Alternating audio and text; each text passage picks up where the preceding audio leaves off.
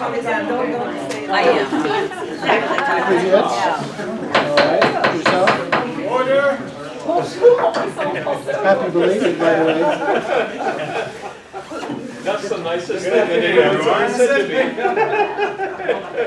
All right, we have a lot to talk about today, so if anyone has a motion on the minutes, hear it. Any motion on the minutes? I live here first. Here. All right, we have a motion, we have a second? I second it. Chad seconds. Any further discussion on the minutes? Concerns or notes? All those in favor of approving the minutes for January 28th, please indicate so by raising your hand.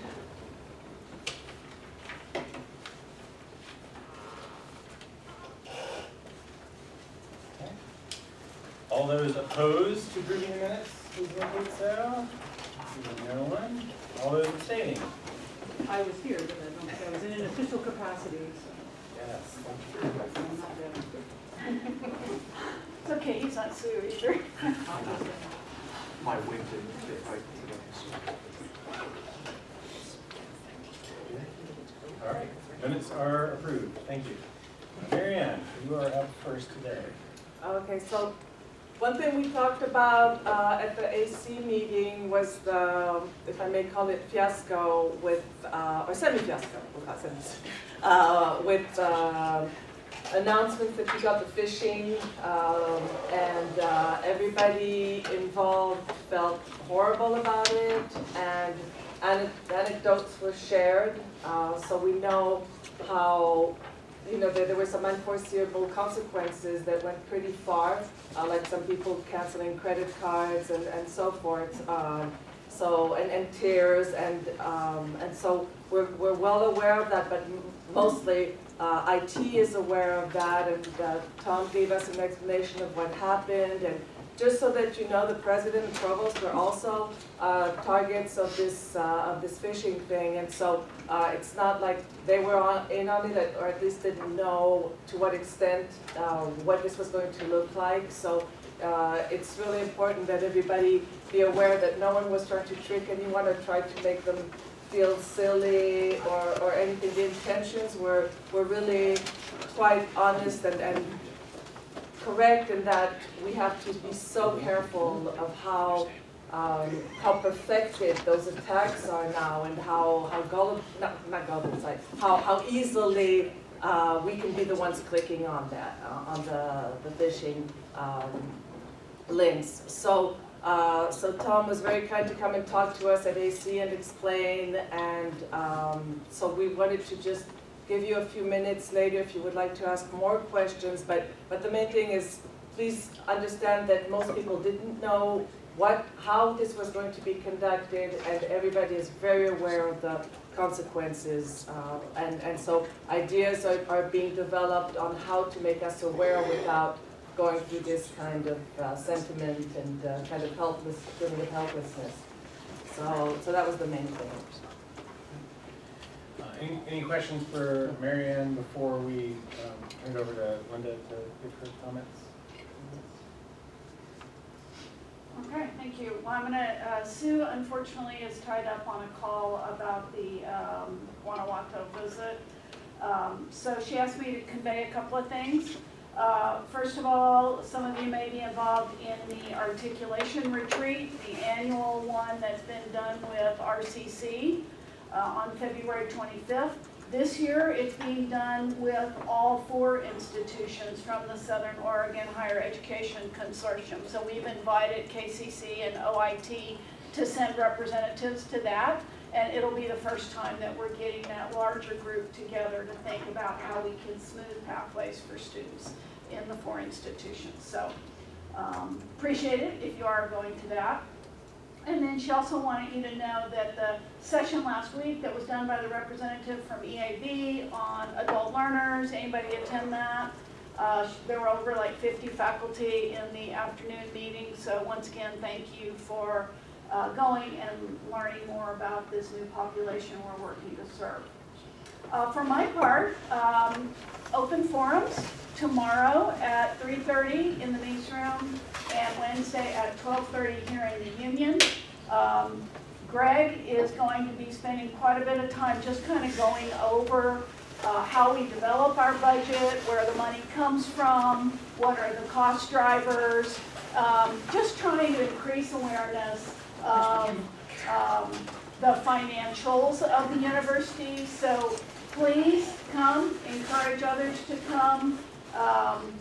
And so that will be the first part of it. There'll be a little bit of an enrollment update because, that Neil will do, because of course enrollment is a big factor in our budget, and things are looking better for next fall. That's the good news.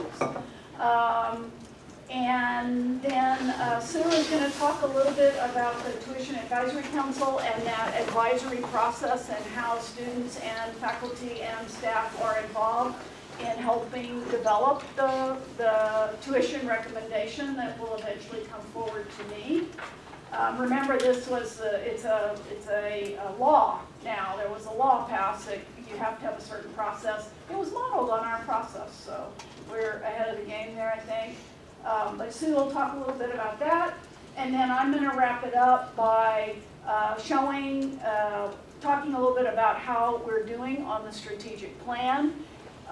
And how the professional learning communities fit into and extend the work of the strategic plan, and also show you the software, the Track, Dat, Improve, and how all the strategic directions and goals have been entered into that, and how folks across campus are mapping their work to that strategic plan. So that's what's going to happen at the open forum. Hope that you can come to that. Second thing, last fall we had the first enrollment summit, and it was about admissions. Remember, instead of the State of the University address, there will be another one probably in early March. We're still trying. The Rogue River Room is in great demand, and we can't get it for meetings, so we're trying to figure that out. But this one will be around retention, okay?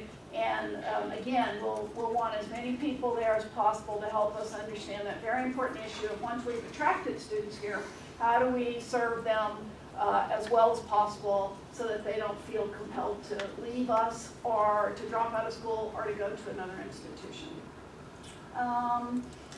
As I mentioned earlier, the professional learning communities have started their work. Appreciate everybody who volunteered to serve on one of those.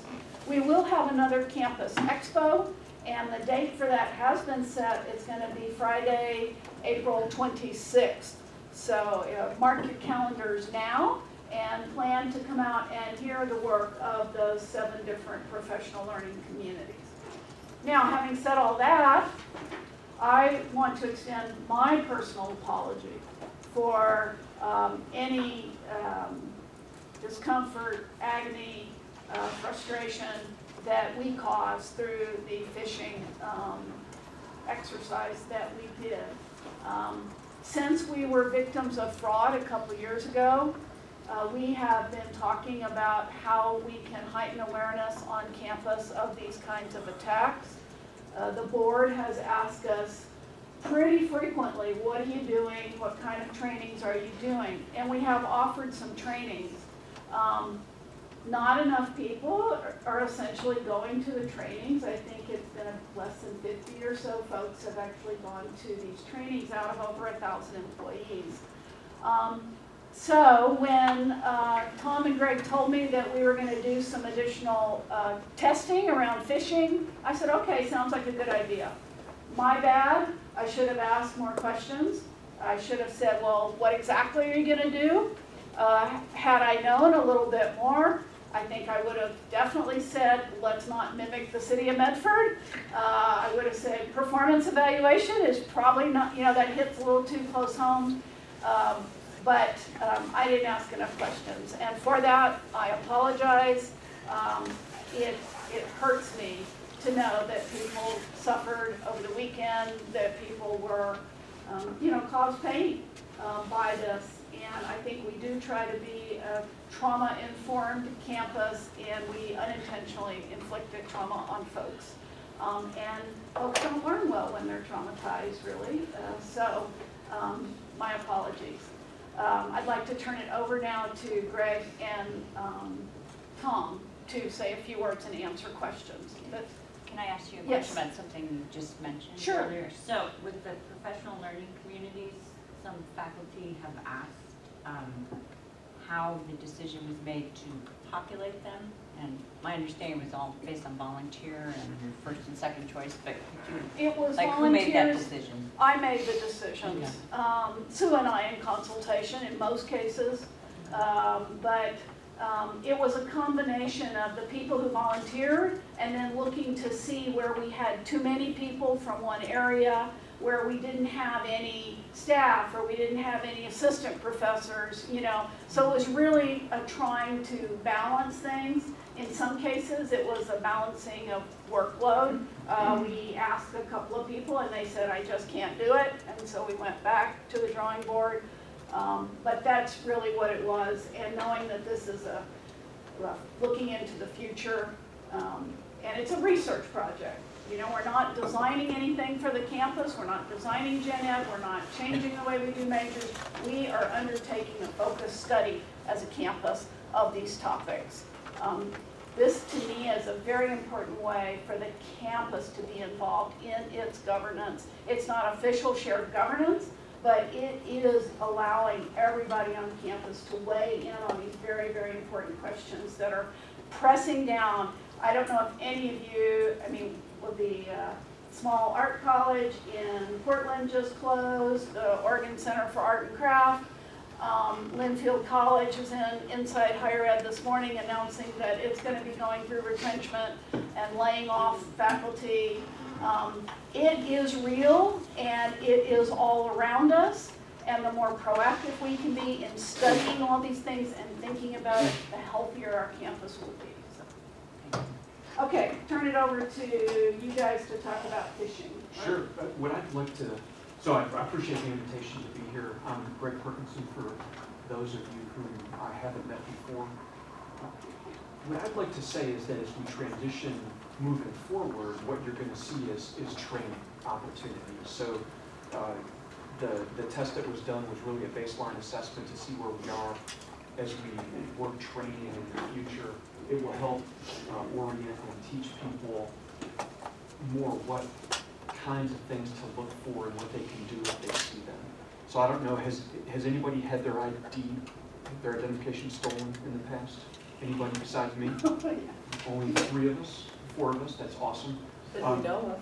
Yeah, really. So the threat is real, as Linda mentioned.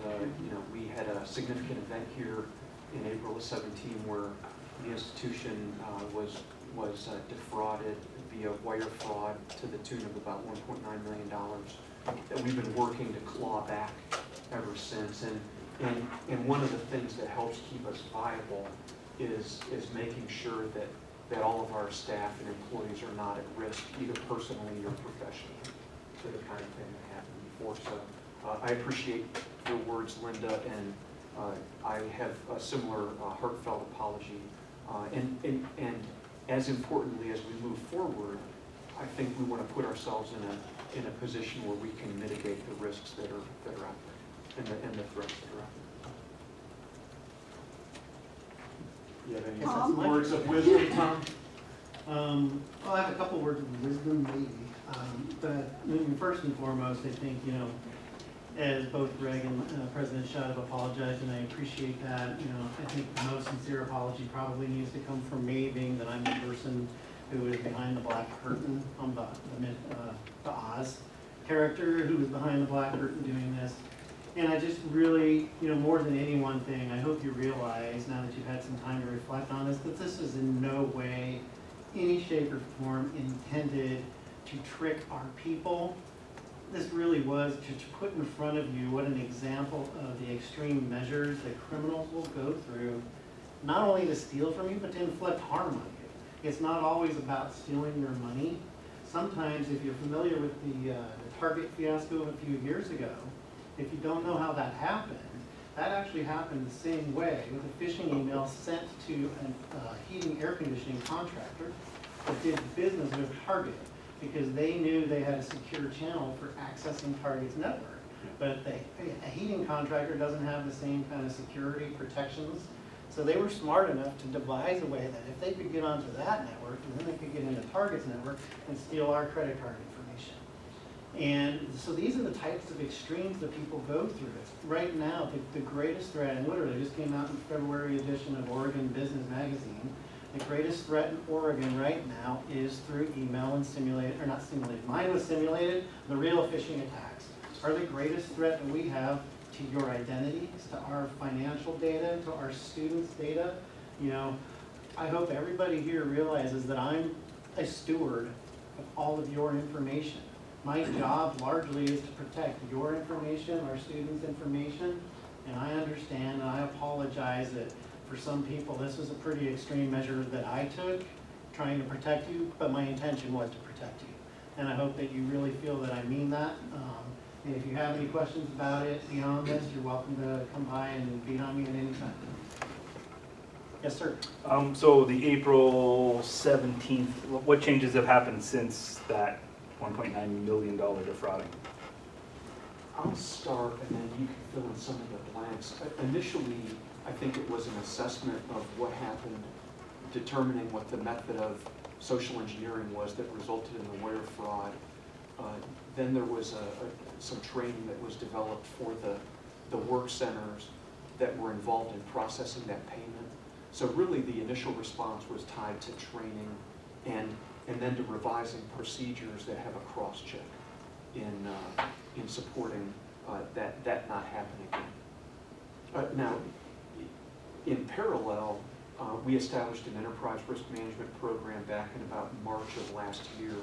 And when we first met to identify those things that are keeping us up at night, one of those early on the list was cybersecurity, partly because of Linda's reference to our concerns, the board's concerns, and really the very real threat out there. So mitigations to the cyber threat are tied to software, tied to hardware solutions, but the biggest thing is really training all of us on a keyboard what to look for and what not to do, so that we don't get virus worms, all that kind of stuff. Does that help? Yeah, I mean, I'm assuming that if I would have clicked on a phishing thing like that, they probably could have access to SOU's financials, but I was wondering if anything changed in finance administration for training purposes. Right. Because I don't know where it came from. I just know. What they did in April was that they basically were imposters of a construction company. So they did enough social engineering to determine what the construction company was, what bank they used, what the progress payment was, and then they tricked the people that make those normal progress payments into believing that the account that was, I think, one letter off was the right account. And so it was a pretty well done social engineering activity. And so that's where the training that came after that was in really teaching those folks what to look for, how do we prevent it in the future. Yeah, so thanks for asking. Thanks, Bert. So what kind of data did you produce, or what was the intention of these? Are you going to share with us? Sure. You know, there's a certain amount that I will share, and there's a certain amount that we're not, just so you all know, that we are not studying the individual. We really are only looking at the vulnerability of campus overall. So basically, there is a target of what we call click rate. So the percentage of people in an organization who receive an email, how many of them do we expect industry-wide would click on it in a well-trained environment, and that's 4%. After this particular exercise, we measured out at 34%. So we're pushing an order of magnitude too high. Okay. Yes, sir. I asked you in advisory council, I wondered if you had any updated information on this. You said like over 1,000 people received this, correct? And so we believe this included student employees. And so did it not? Did we find out that it did not include students? No, I was asked the question, and I said I did not know at the time. I didn't say that it did. So we've confirmed it did not? No, it didn't. Okay. So we have 1,000 non-student employees. And the numbers actually dropped. Okay. Because some of the emails get bounced back over time if they're undeliverable. So it dropped to 990 last time. And so that's all faculty, staff, and administration? Yes. Yes, sir. How does clicking on an email from the city of Medford indicate a lack of knowledge or weakness in our system? So it's not, just to be clear here, it's not the opening of the email, especially if you're using the Gmail, in your browser client. If you just open an email, that's safe, and that's not what we were measuring. We're measuring, especially on the Medford one, how many people downloaded and tried to open the attachment. Opening an attachment since the 90s has been one of the vectors by which somebody can introduce malicious code onto your computer or whoever's computer that is, packaged into a particular zip. In this case, it was a zip file. Yes, ma'am? Assuming that since you did collect data here, this will occur again, because that's why you collect data. Will you be informing us after we fall victim to such a thing that it was a test? Because that's where I ran into the problem, was that I found out via social media when it happened the next day, instead of the email then telling me you messed up. Like, it wasn't very clear that I wasn't being attacked by somebody else, or that I had a ticket. There was no clarification. So let me tell you about the original intention, but then I think based on, you gotta remember, this was a learning exercise for me. Obviously I was hoping that people would learn, but I think I learned probably more than any of the people who received the emails.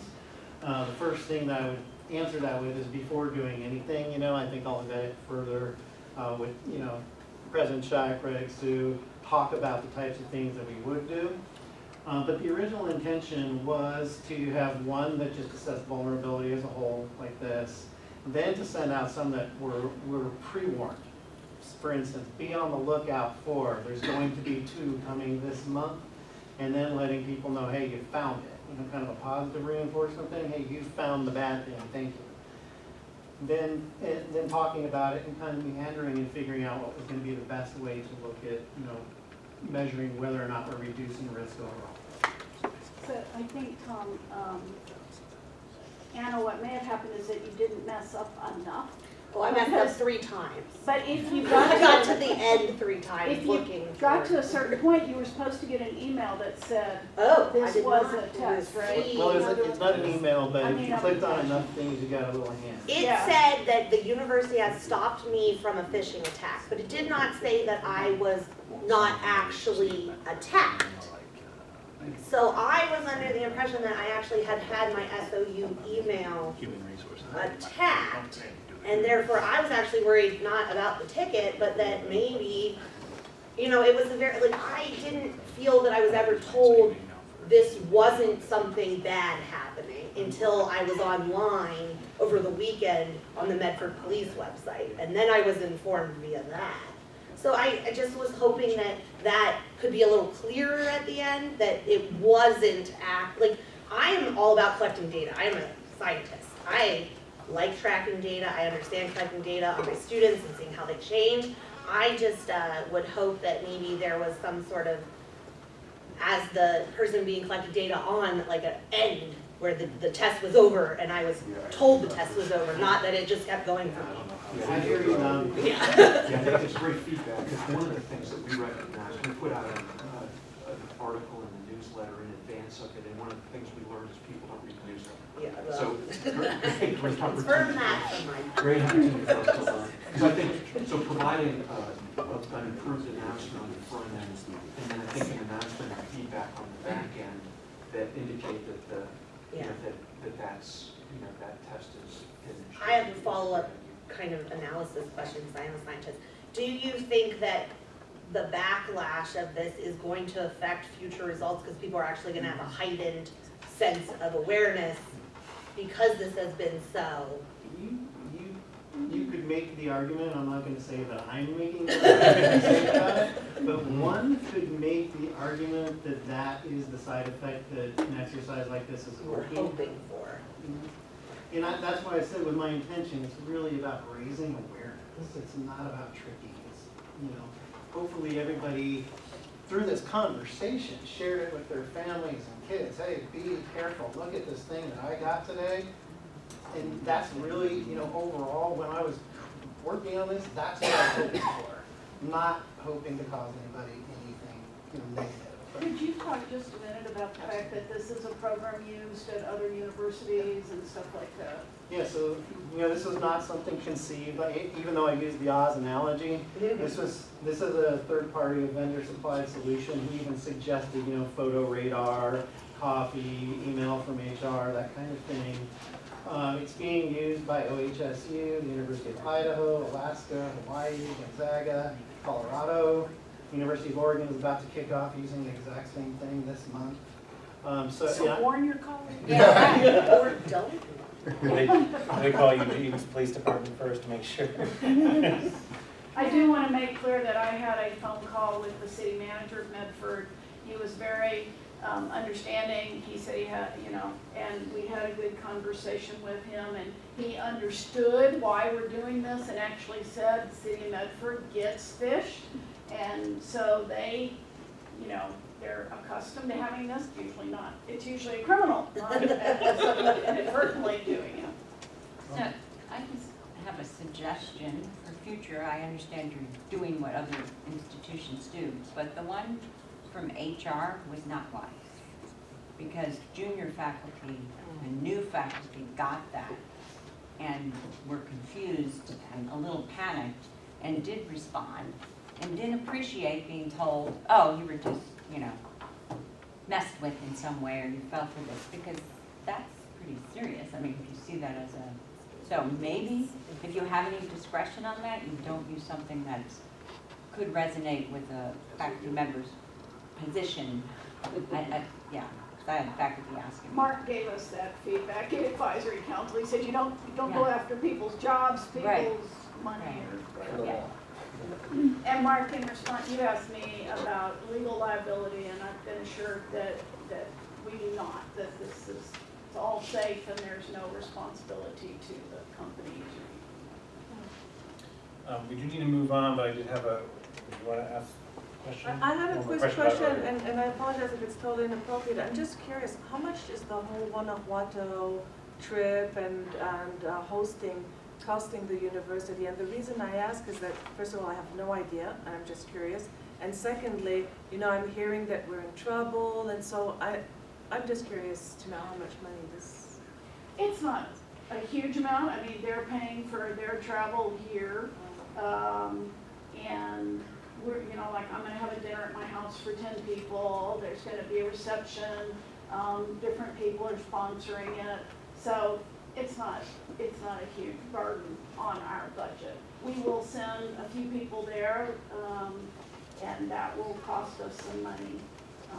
But we do, they have raised over $100,000 in scholarship funds that support students, and we get students from there, so it's kind of a cost of doing business sort of thing.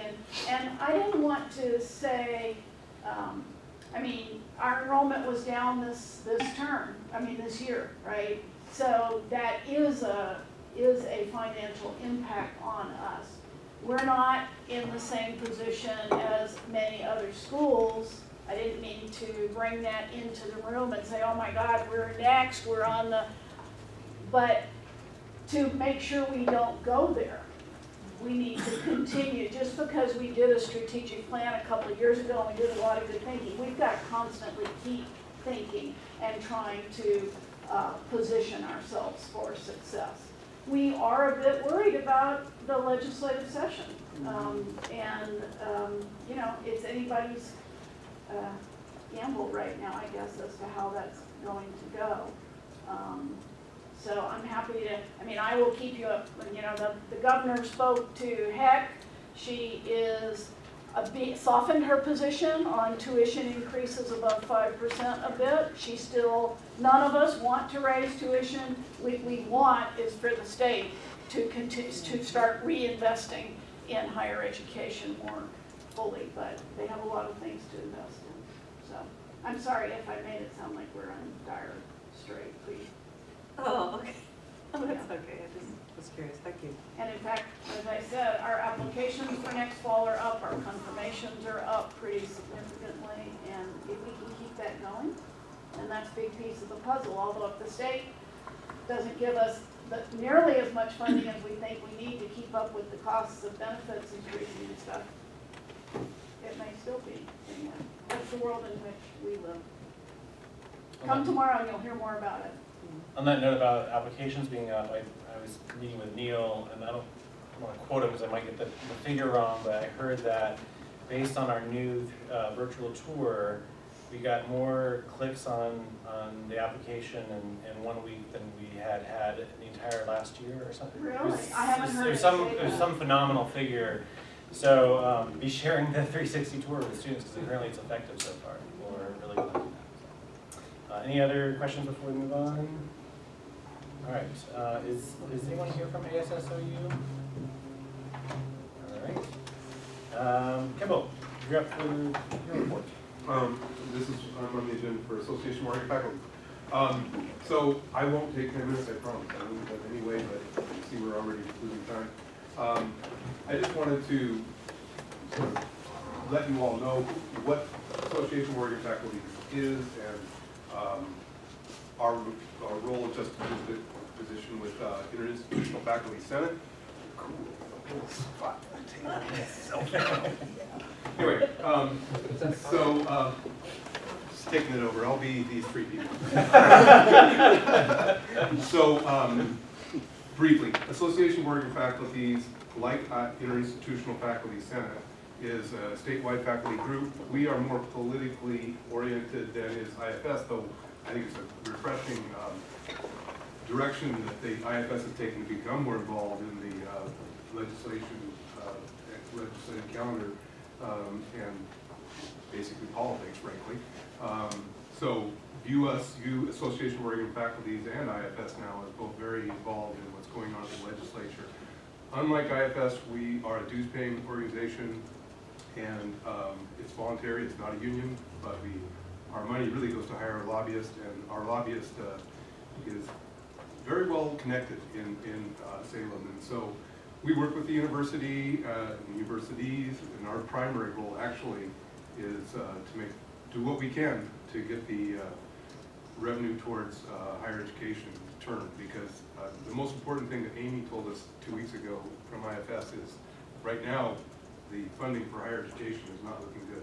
But it is early, and I was at an IFS meeting, AOF meeting last week, and our lobbyist says it's just way too early to know even what kind of revenue bills will emerge, and frankly, what kind of final funding bill for big agencies, and most importantly for us, for tech, will be. But the other thing that AOF looks at maybe a little bit more than IFS might is things that have to do more with just the economics of our profession, and in particular things like bills and policies around PEB, our benefits for the statewide employees, and also for, of course, PERS and retirement plans. So we do a lot of defense in our organization, fighting off bad bills. There are a lot of bad bills, but pleasantly, because the Democrats hold so much power right now in the legislature, even though the PERS crisis is real and there is a problem there, I'm not trying to deny it, but I am saying that the likelihood of a really bad public employee tax from a Democratic legislature with a Democratic governor is pretty low. So that's just kind of a forecast at this point, and I'll try to have more pointed things to say, I hope, in the coming weeks. Thank you. Any questions for Kimball? All right. Moving on to approval of SOU 493, and I don't know if anyone wants to add anything here, but I was sick, and if I would have made it, I would have known that he wanted to add the prereq of statistics and didn't mind. He sent the email like 5 minutes before he it was guys literally know. 1 minute before Okay, we started. and I was sick at home, and I was like, oh, perfect. And then I saw the minutes, and I was like, oh. Yeah, so But he just missed me. But yeah, so the emails in the drive that they are happy to add statistics as a prereq to that course. So I'm hoping we might enjoy a motion. I will move that we approve. All right, we have a Second. second from Brian. And any further discussion? All those in favor of approval of SOU 493 as amended? Am I allowed to vote? Yeah, sure.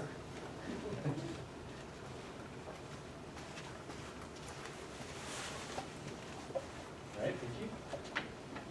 Any opposed? Any abstentions? All right, the motion passes.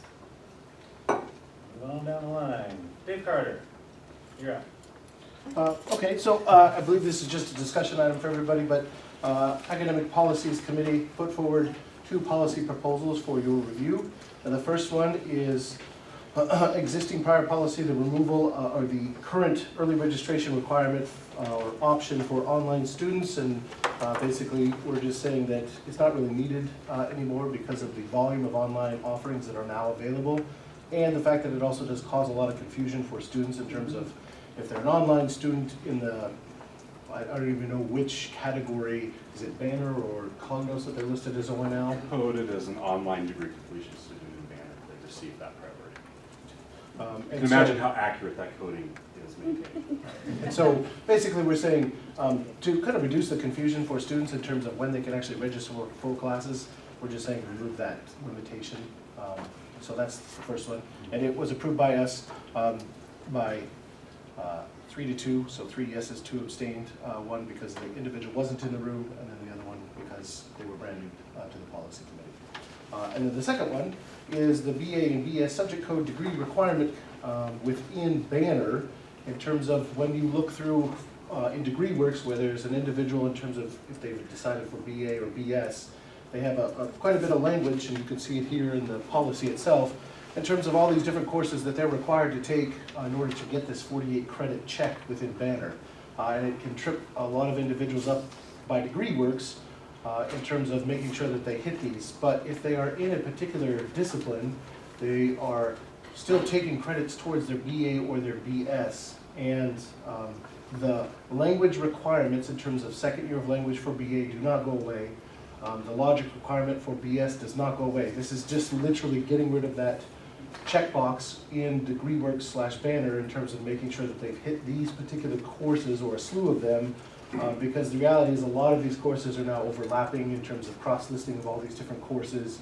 And so when we did a review of the other universities in Oregon, we didn't see that anybody else still held or even had this requirement anymore. And so we just said to ease the process for an individual to graduate, because they still need 60 upper division hours, just like always, 180 minimum credit hours unless they're ACPAC or some other type.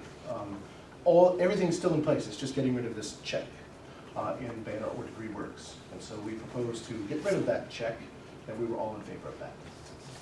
So I thought I was going to be unassisted or unaccompanied today, but I'm glad to see that Matt and Jody were here. So I or they are probably better at answering any of the technical questions in terms of Banner or DegreeWorks than I. That's true. Right? Absolutely true. Does this remove it from the catalog? Are they still, so, Yes. so if a CCJ major who defaults to BS according to the 48 credits, if they wanted a BA, they just sign up for a BA and take the 1 year at a 200 level language. Yeah. That's sufficient. Effectively, the distinction between BA and BS would solely be second language requirement for BA, logic requirement for BS. Those do not go away.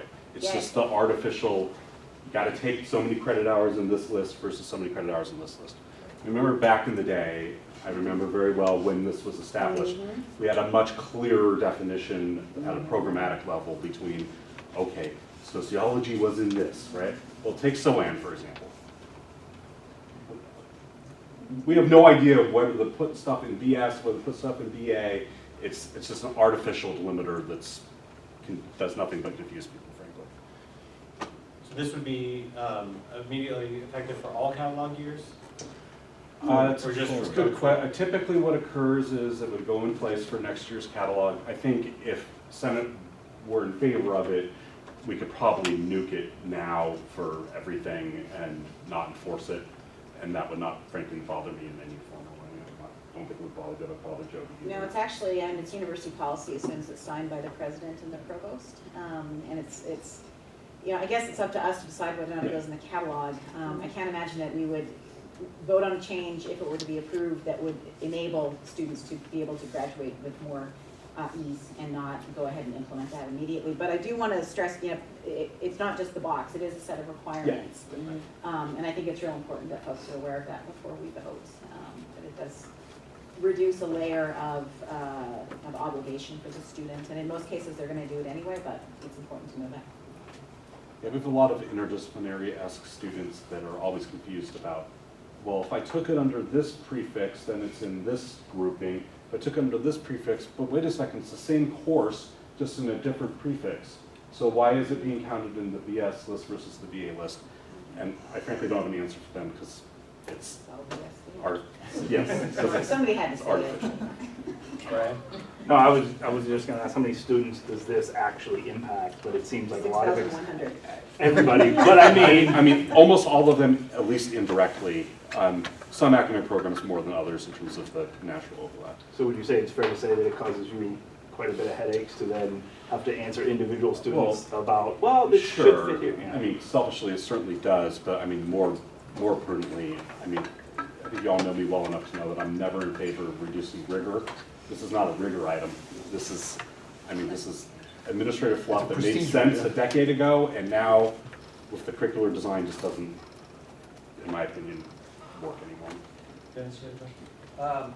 It's regarding the online option here. Yep. So how would this affect like degrees that are only online? Like say, in our case, the early childhood degree. They would be in the same market competition for those seats as all students. So, I mean, right now, Because they have a set of required courses in their field, and if, you know, I mean, it seems like they'd be at a disadvantage to, maybe, I don't know, the enrollment. yeah, I mean, they're already at a disadvantage with how it currently exists because we only protect them for the first 5 days of the term, right? So first 5 days of the term, if you don't have the ONL attribute attached to your student record, you can't register for an online course, right? That doesn't mean that if you're a freshman and you're not eligible to register timeline-wise already, that you can magically register if you have an ONL attribute. You're still last in line for it, so.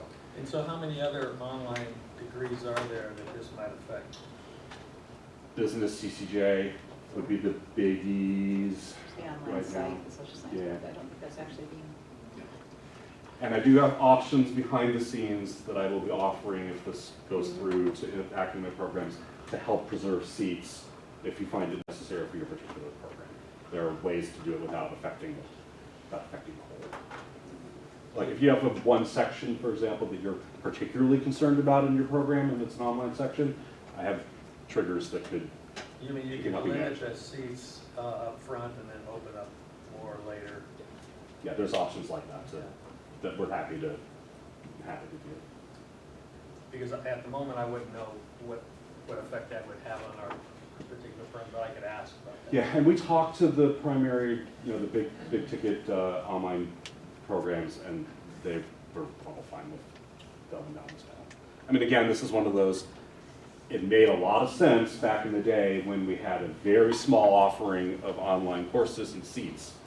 And it was absolutely necessary to one-to-one ratio preserve those for those students. Now, it's just, I mean, all that I think confuses people more than it helps people. So Jody, same thing, if that were approved now, that would go into effect starting for spring enrollment? I mean, as far as I'm concerned, Faculty Senate's prerogative with how you adopt this from APC if you so choose. I'm happy to do it at whatever term start you want to do it. If you do it quick enough, I could do this for spring, and it would be, wouldn't bother me at all. If it takes longer, then I'll put it into place for summer. Or When fall. is spring enrollment the first one? Soon. 25th. Yeah. That was actually would be, well, no, that's the day of our vote. Mhm. Right, Yeah. Gosh, that would be exciting, wouldn't it? That would be. Any additional questions on these items? I suppose if you wanted to wait 2 weeks, you could. I'm not. Carol's on fire. All right, well, thank you very much. Appreciate Thank you. I would be happy to answer individual questions. Just follow our please. it. All right. Let's see, that brings us to the big fun one. So as you all know, we had a very engaging discussion 2 weeks ago. We weren't able really to resolve anything, not intended. But from that conversation and some additional sort of side conversations after the meeting, some new language emerged and it's been circulated to all of you and actually to all faculty. This is not a petition, but a continuation of the discussion that was begun by the petition 2 weeks ago. We have reached out to the administration for their input on it, and there were no legal objections raised along the lines of what was shared in Senate last time. So all in our agreement that it is entirely within the Senate's prerogative, and so I'll let you say more. Okay. Welcome back, Senators. 2 weeks. Just a quick question, if I might. Can I ask a question? Sure. We're looking at the January 28th draft still, or is there an updated one of that? The draft that's in their folder, is that what it's stated? Yeah, 28. 28. Yeah. That's the one. Yeah, it has not changed since what's circulated in the meeting. Yeah. Thank you.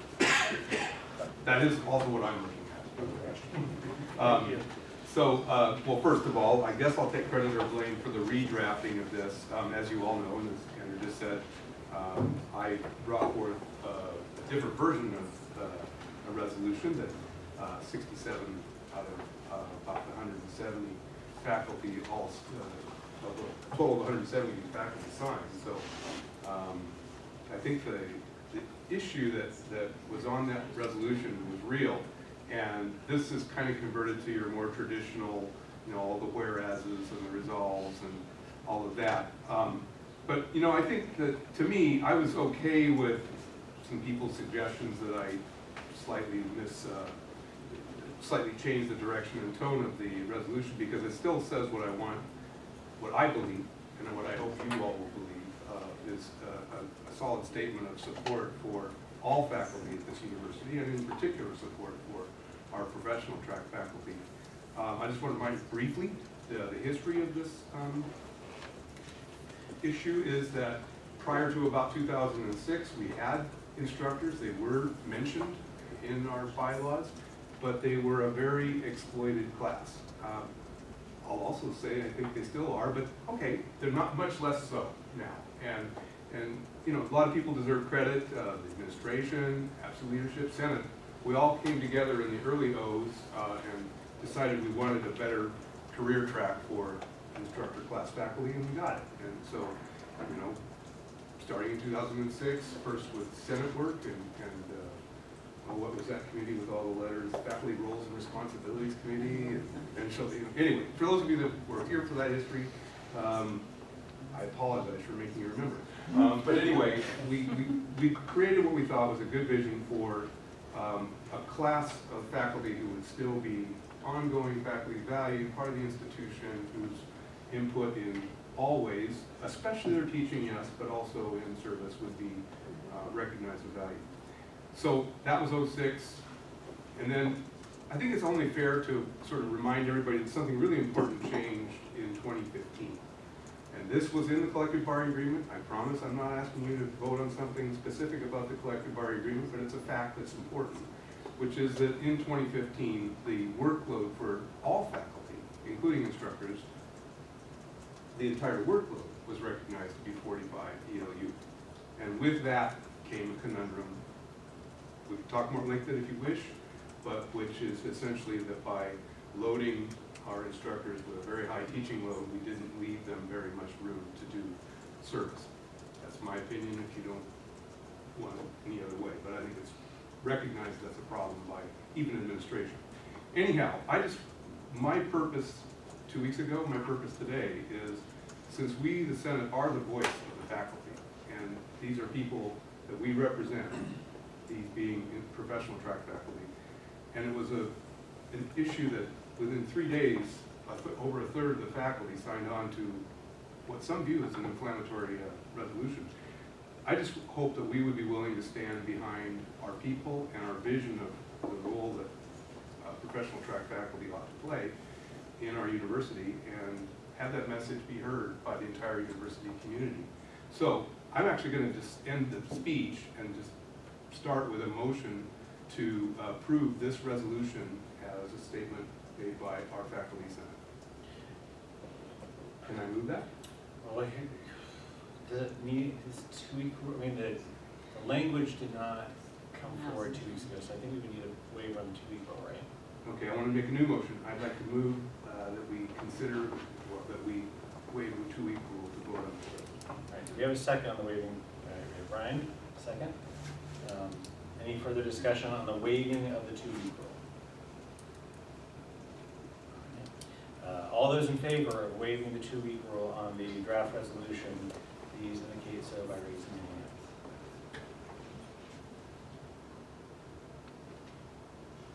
hands. Voting to waive the 2-week rule. Oh, Carol, sorry, no.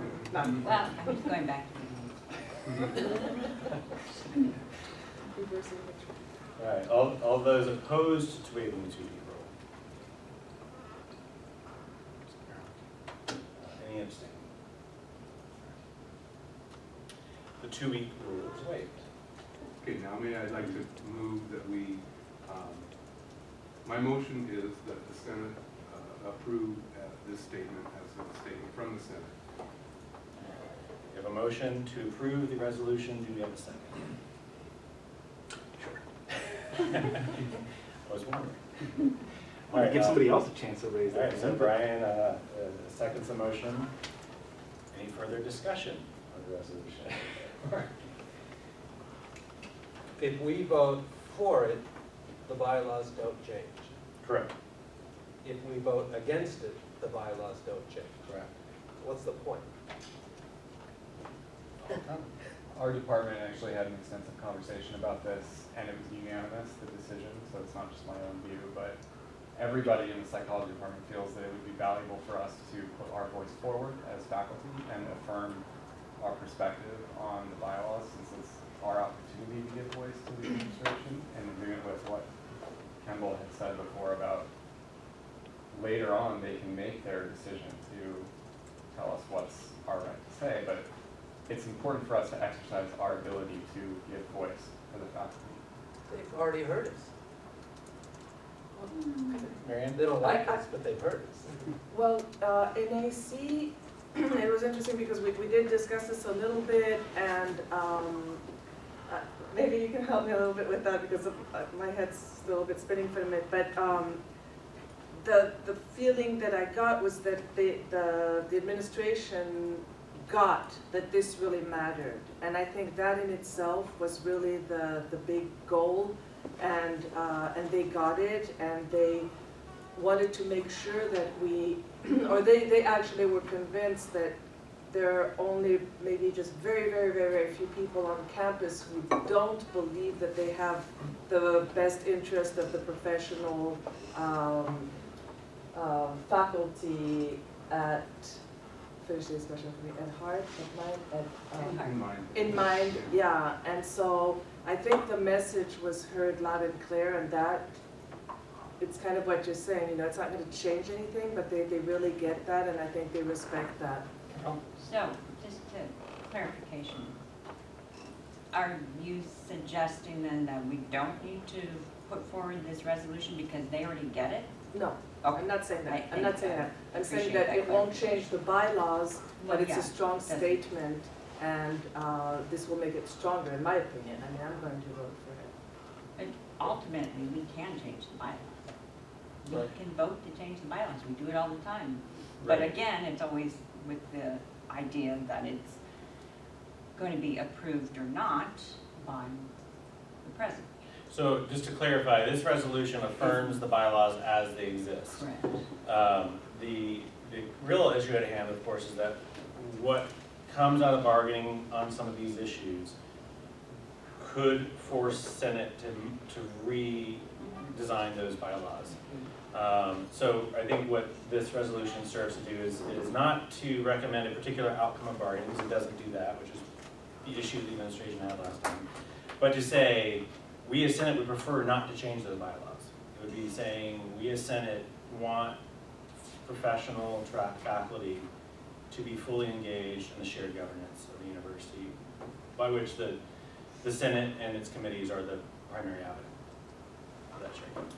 And if I may, I've got two things before Kendall starts throwing things at me. And further, that not only do we like them to do it, it's an expectation if they ever want to get promoted. Right. That's what's at heart here. And I asked a question in AC, looking at these people to see if I should continue, of our president and the provost. I understand our side, the union side, the faculty side about why we think this is important, but I asked the president, why don't you like it? And of course I got it's bargaining, we can't really talk about it, but they said that you guys being the union guys, have lots of evidence about why they don't like it. And I should ask you. Basically, they said they were coming from another perspective, but I don't know not what the that perspective is. I asked them to tell me their perspective. Right, they didn't say that. I'm a fair-minded person, share with me, convince me, and of course but evidently we have more information that. So I'm going to intervene there and say I think we should be very careful about wading into direct issues that are bargaining issues. I think it's entirely appropriate for any of us as union members to request of APSU to share with us financial information that the administration may have put forward. But I want to be wary of us in Senate getting into a bargaining discussion. What's really at heart is, regardless of what happens between the administration and APSU, are these the values of our Senate? Do we want to affirm those values? Well, the last part of this resolution does talk about loading. So that is where it gets into the gray area, right? Well, most of it's about we value the service of our professional faculty, and they're an important part and all of that, which I don't think anybody argues with. But the last part is about loading. So I invited Jason to offer an opinion. He did not respond. I invited Karen to offer an opinion. Karen declined to do so and said that Sue and Linda would speak for them. And Sue and Linda said the resolution is appropriate. They did not agree with it or disagree with it. Sue actually said, essentially complimented the Senate on arriving at language that affirms values without getting into the mess that they want to avoid about the particulars of bargaining. So it seemed that the administration has no objection to this language on any legal grounds or that it interferes with bargaining. So, Kimball? Oh, sorry. It's Andrew's turn. Carol. So, Kimball, just for, so I got feedback from faculty about the actual language of this, and one suggestion is on the third whereas, to remove the word numerous before professional track faculty. And I wanted to know if you were comfortable with everybody who was, it says numerous professional track faculty members already contribute. Why don't you just say professional track faculty members already contribute? You know what I'm saying? No need to qualify. Right. And it kind of makes it sound like, well, there are some people that do. Well, I think Do you that's see where I am? Third whereas. not everybody can. It says, whereas numerous professional track Just get faculty rid of members, strike numerous. the suggestion is to strike numerous. I view that as a favorable amendment if you want to make Yeah, it. I mean, that was a suggestion from a faculty in my department, so I just wanted to bring that So are you forward. formally moving that? Well, and I have a second one from the same person. It wasn't me, so, I wrote it on my own pen. The last thing resolved, where it says, and this one might be a little more controversial, that professional track faculty be accurately and equitably loaded. That person suggested we don't need accurately, just say equitably loaded. So I'm just bringing those forward as potentially friendly changes, but you can tell me if that one is not as comfortable. As a mathematician, I really like accurate. So I mean, I'm just. Yeah, no, those are interesting. Yeah, I'm very favorable to the First Amendment. I'd have to think about that. Okay. personally. Well, you had your hand raised. Well, I just wanted to, Mark brought up some interesting points, and I'm going to smuggle in an announcement. For those of you who are in the SOU bargaining unit, which is, I think, everybody sitting at this table, we are having a general membership meeting Wednesday, so we will be much freer to take up the kinds of questions Mark just asked. The other thing I wanted to respond to Mark was, I would be very uncomfortable characterizing the administration's views on this, even if I felt like it was inappropriate, if I really believed it was inappropriate to talk about this. I think they should speak for themselves. They have at the table. We will tell you what we think they said at our meeting, but, you know, I think at some point, I'm hoping, and kind of switching gears to what's the point of the resolution, we are the voice of the faculty. Yes, this isn't a policy, this isn't something that changes anything in the contract, doesn't even change anything in the bylaws, none of that. But it is a statement, and better than a discussion on a video that will be gone in the fog of history soon, it will be something that, you know, we took the time and courage to say, and it will be part of our record going, we can refer back to it. I had to go back and dig up some history about professional track faculty and the bylaws and so forth, and it was a challenge, but it was there, and I think it was useful for me anyway to go back and kind of relearn, and remind myself of something. So that's why I think it's important to make a statement and actually pass a motion to do so. I guess that's all I want to say. Kimball, last time, and if this is not an appropriate question to answer, you don't have to. But since you said at the last meeting, I wanted to make sure we clarified that you felt that maybe it was an understanding that one ELU of service is approximate to 35 hours. Is that what you said? There is language to that effect in the CBA. It's indirect, but it's explicit. Could you point, do you know offhand where that's at? It's in two places. The place I remember most clearly is in a weird place, and that is if a person is being reassigned something in summer instead of a guaranteed class, then it talks about an activity that roughly equates 35 ELU with 35 hours with one ELU.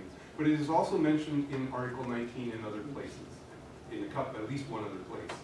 Not kind of where you most would like it, but it is. I can get you that reference. So I can read from Article 13 on summer.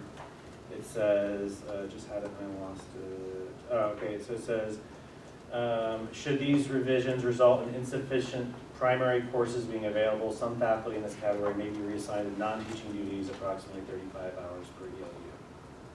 Thank you. And there's a similar language, I just can't remember the exact reference, in Article 19 workload, which is kind of more directly what we're talking about. You know, one of the challenges we all face as faculty, we in the union face, I'm just mentioning this, administration faces it too, is we aren't hourly employees. We are task employees, and it does take variable amounts of time to do things. So, you know, that 35 hours, people need some kind of guidelines, but it isn't meant to be like, 35 hours in 1 minute, I pull my punch part out of the clock and stop working. On the other hand, you know, I think that it's useful to have some range of hours of expectation for work. I'm going to give credit to my colleague Dustin Walcher, who pointed out that we have one FTE is defined as 45 ELU, and probably most of us typically work about 45 hours a week. So if you wanted a way of thinking about an ELU different than it's 35 hours, you could also look at it as an activity that averages 1 hour a week in a normal work, in a job. Doesn't mean that's how it works, because a lot of our works happen in spurts, right? We work really hard for 5 hours on something and then drop it for 2 weeks and that kind of thing. But anyway, we need some way of thinking about it, even if we don't nail it down and say there's this tight restricted quantity of hours. And so anyway, those are some thoughts I have about quantifying workload. The biggest thought I have is that we don't want to get down to too fine a detail here, really, if we can. We want to make sure that there's room for faculty to do the work they need to do. Additional questions or comments? If there's a motion on the floor, so the discussion does not continue. So are we adding just for clarification, are you? Right, so I guess you would have to amend your motion to strike the numerous. Can we do them separately? Because I Yes, definitely. that's fine. I would find that. So my friendly amendment would be to strike the numerous. That would be. I don't know what the process is with friendly amendments. I told you it was friendly. I think you just amend your motion, correct? Okay, I'd like to amend my motion to strike the word numerous from the second word of the third whereas. Brian, do you amend your second? I don't know if that's. I second Kevin's amended motion. That sounds like a ready fire aim sort of. Any further discussion on the motion to approve the January 28th draft resolution amended to strike the word numerous? Oh boy, all right. All those in favor, please indicate so by raising your hand.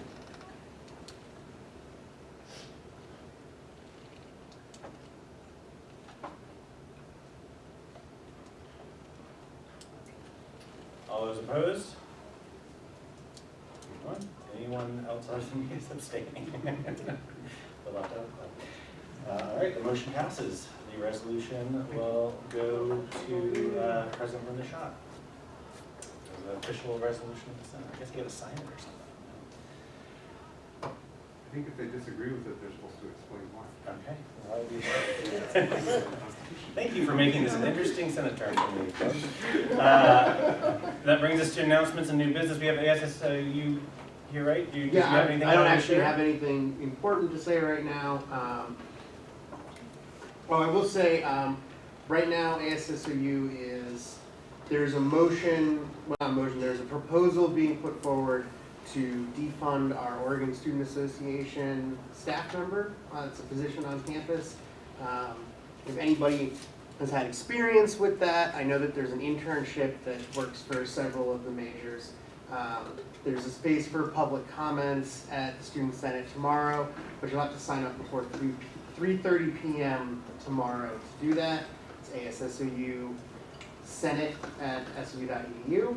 It's kind of a controversial thing. There's a lot of back and forth, so. Could you summarize the pros and cons that people are talking about, the highlights? Sure, I can do that. So it's like a full-time staff position. I believe it's like close to $40,000 a year with benefits. That includes like the benefits and everything like that. They run our voter drive campaign. They facilitate the conferences that we go to, and then they run the internship. A lot of the schools in the more populated northern quarter of the state have field organizers that sort of like come to each school periodically, but because we're so far down here, we have our own staff member. They organize a lot of our lobbying day, so there's some question about how this will impact ASSU's student lobbying efforts. On the other hand, it's significant cost savings. And that seems to be the pro side is could we use that money in a different way. Again, I'm not sure what would happen to those internships. I know there's like a business, poli-sci, econ, and SOAN all have 2-credit upper-level internships through the OSA position. But there's not really been a lot of discussion about what will happen if that position doesn't exist at this point. We would not be leaving the Oregon Student Association. We would just not have the staff member anymore. So that's an important distinction. Does Oregon Tech have their own staff member? They do not, I believe, no. So it's a student-funded position? It is. And it's a student proposal? It is, yes. To defund. So the resource center coordinators, the student life positions, the publicity, and the OSA are all staffed through the student incidental fee. And the proposal was put forth in the ASSOU budget committee, which was like a 2-to-1 vote in favor because it's a very small committee. So Senate is really where most of that debate and discussion is going to happen. Questions for ASSU? I'm curious, how many positions are there out there that are paid by the students? Oh, okay. I can do this. So we've got each resource center has a position. So that's the Veterans, Pre-Resource Center, Multicultural Resource Center, and the ECOS. And then you've got the Campus Publicity Center, so that's 5. And then the Student Life office has like 1, 2, 3, like 4, I think, or 4.5 positions in there. So 9.5, 10-ish.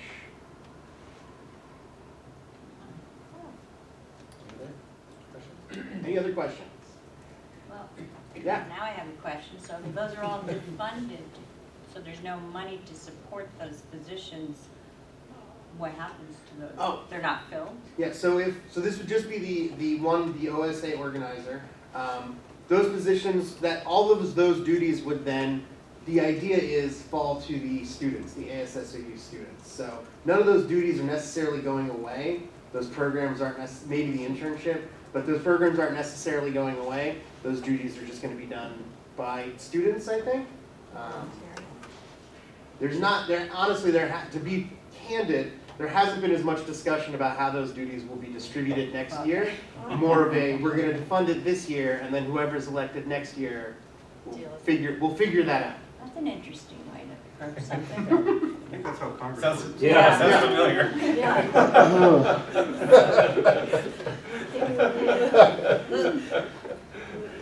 All right, thank you very much. You're welcome. All right, any announcements or new business? Well, I don't have an announcement, but I would like, at some point in here, to have people come back from programs that have come through Senate that we've approved. And people always make predictions on their enrollments in these programs, and we eventually say, yeah, sure, go for it. But we never get feedback, it doesn't seem to me. We have 2 scheduled. Okay, And so 2 the more health that are administration- unscheduled but have been invited. Okay, so. So health I have to check the dates, but both the Outdoor Elementary Leadership OAL Masters is already scheduled. Healthcare Administration is already scheduled to come back. What about The online MBA has been invited, but has not been scheduled yet because they do have some program changes going up through Graduate Council, and they asked if they could present their report at the same time that they present their proposed changes all at once. And the wine business certificate has also been invited, and I think they're planning on doing it all on that one time, so I'll give a big chunk of time for Good. lots of discussion. Okay, thanks. So the chair of my department, just wanted to make sure that everyone knew there would be a large police presence on March 1st for the 18th annual Crim Club lock-in. I will remind you all in 2 weeks, but you will see SWAT here if you're here on a Friday and a large police presence. Nothing's going on bad. It is nothing but helping our students meet and greet and mentor the mentees from some of these officers. So this wasn't because Anna clicked on something for fishing. We're pretty good over there. I was pretty much assuming I had a speeding ticket. Probably way cheaper than the real life one. So the French dinner is actually coming up pretty soon. I know I've said this before, but maybe you haven't heard me anyway, but this could very well be the last one. We don't have a French major, we don't have a French minor. It's harder to get students to volunteer for this event. So if you've never been, please come. If you don't want to come, maybe put a flyer up near your office or somewhere. They're not enough for everybody, so don't fight over them. I can certainly give you some more if you so desire. So, but I hope you'll come. Tell me more about this French dinner. What happens? There's food and wine. Lots of wine. There's wine. The wine is in addition. So for you guys, the dinner's only $9, and that covers it covers soup and palate cleanser and choice of quiche, and then salad with my dressing, and you can smell the garlic 2 miles away. I shouldn't say that. Maybe some of you don't like garlic. Oh my God. And then a choice, and then a big plate of cheeses and a choice of dessert. And there's a vegetarian option for everybody for all of that. And it's not to make money, actually we lose money on it. But Sounds French.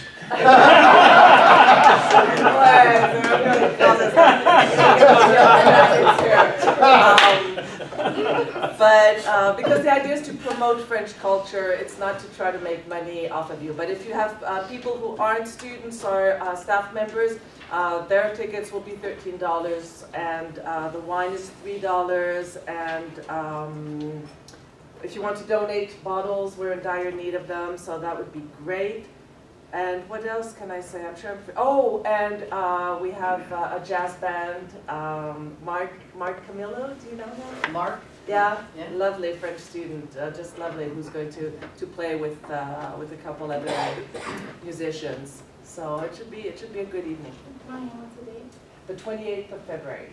And the doors open at 6:30. If you have a group of people, you can reserve. You can say that you want a whole table of 8 or even 6, and we'll put a sign on the table so that you can sit with your friends. So yeah, and feel free to email me if you have any other question. And I do have tickets actually with me and in my office, in addition to Paddington Station and the SU information booth. And you don't have to speak French. C'est pas nécessaire de parler français pour venir au dîner. Okay.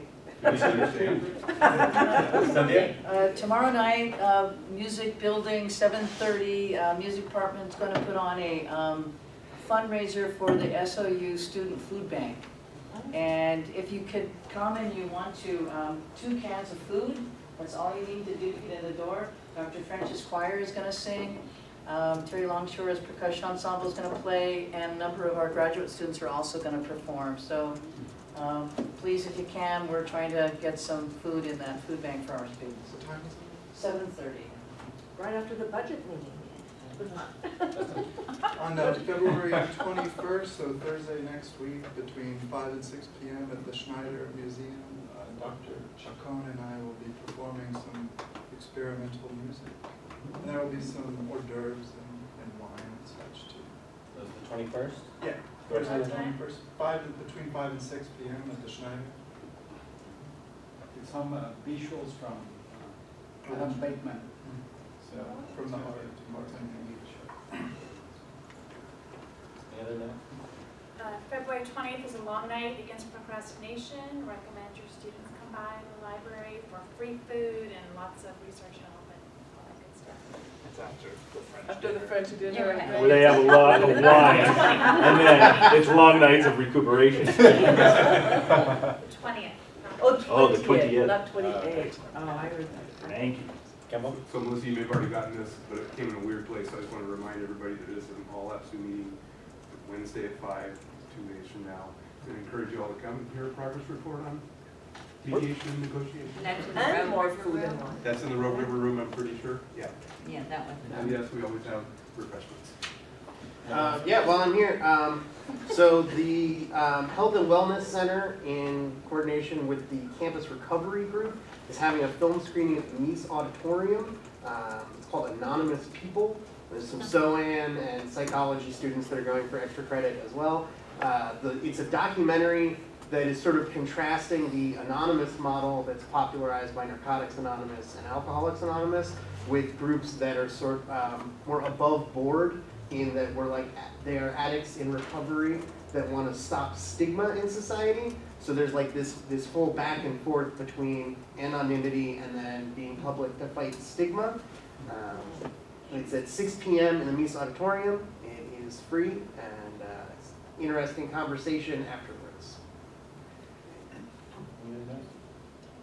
What time? 6 p.m. 6 p.m. So less than an hour. And what was the date again? Today.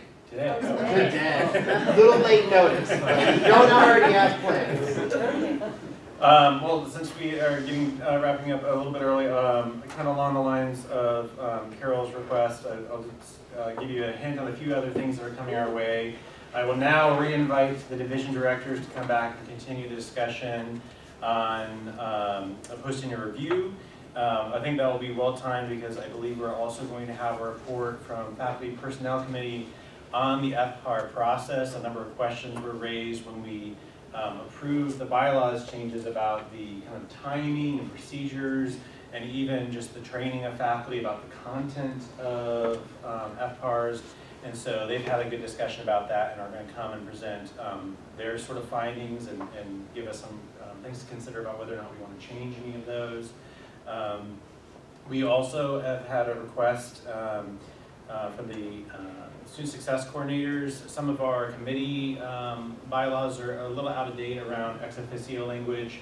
And so we're going to fix those, and also they've asked to be added to the undergraduate curriculum committee because there is no advisor presence on that committee, and as someone who's chaired that for quite a while, I can say it would be amazing to have a student success coordinator on that committee. So I think that we're just going to go ahead and put that with the Constitution Committee to create those bylaw language to bring to us to look for that. Any other big things coming our way? Well, at some point, we're going to talk about the committee on committees, but it's not urgent, Right. so whenever there's a spot. So some more stuff coming your way, but if there are no other announcements or questions, get out a little bit early tonight. Amazing. Sure.